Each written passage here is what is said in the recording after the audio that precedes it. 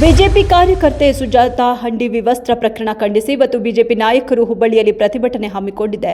ಈ ಮಧ್ಯೆ ಸುಜಾತಾ ಹಂಡಿಗೆ ಸಂಬಂಧಿಸಿದ ವಿಡಿಯೋ ಒಂದು ವೈರಲ್.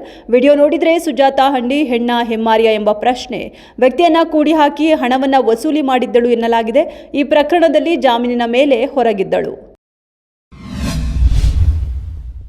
ಭೀಕರ ರಸ್ತೆ ಅಪಘಾತದಲ್ಲಿ 4 ಅಯ್ಯಪ್ಪಸ್ವಾಮಿ ಭಕ್ತರು ಮೃತಪಟ್ಟಿರುವ ಘಟನೆ ತುಮಕೂರಿನ ಕೋರಾ ಪೊಲೀಸ್ ಠಾಣಾ ವ್ಯಾಪ್ತಿಯಲ್ಲಿ ನಡೆದಿದೆ.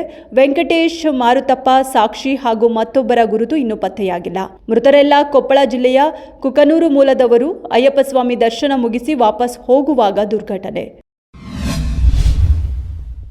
ಎಂ ನರೇಗಾ ಬದಲು ಜಿ ರಾಮ್ಜಿ ಜಾರಿ ಖಂಡಿಸಿ ಕೇಂದ್ರ ಸರ್ಕಾರದ ವಿರುದ್ಧ ರಾಜ್ಯ ಸರ್ಕಾರ ಸಮರ. ಕೇಂದ್ರದ ನಿರ್ಧಾರವನ್ನು ಖಂಡಿಸಿ ಸಿಎಂ ಸಿದ್ದರಾಮಯ್ಯ, ಡಿಸಿಎಂ ಡಿಕೆಶಿ ನೇತೃತ್ವದಲ್ಲಿ ಮಹತ್ವದ ಸಭೆಯಲ್ಲಿ ಎಂ ನರೇಗಾ ಬಚಾವ್ ಹೆಸರಿನಲ್ಲಿ ಬೃಹತ್ ಪಾದಯಾತ್ರೆ, ಪ್ರತಿಭಟನೆ ಮಾಡಲು ಕಾಂಗ್ರೆಸ್ ನಿರ್ಧಾರ. ಚಾಮರಾಜನಗರದಲ್ಲಿ ಅವಧಿ ಮೀರಿದ ಮದ್ಯವನ್ನು ಅಬಕಾರಿ ಇಲಾಖೆ ನಾಶಪಡಿಸಿದೆ. 22 ಲಕ್ಷ ರು ಮೌಲ್ಯದ ಅವಧಿ ಮೀರಿದ ಬಿಯರ್ ಮತ್ತು ವೈನ್ ಅನ್ನು ನಾಶಪಡಿಸಿದ್ದಾರೆ. ಬಿಯರ್ ಬೆಲೆ ದಿಢೀರ್ ಹೆಚ್ಚಳವಾದ ಹಿನ್ನೆಲೆ ಮದ್ಯ ಮಾರಾಟದಲ್ಲಿ ಗಣನೀಯ ಕುಂಠಿತ ಉಂಟಾಗಿದ್ದು, ಲೋಡ್ಗಟ್ಟಲೆ ಬಿಯರ್ ಮತ್ತು ವೈನ್ ಮಾರಾಟವಾಗದೆ ಉಳಿದು ಅವುಗಳ ಅವಧಿ ಮೀರಿತ್ತು.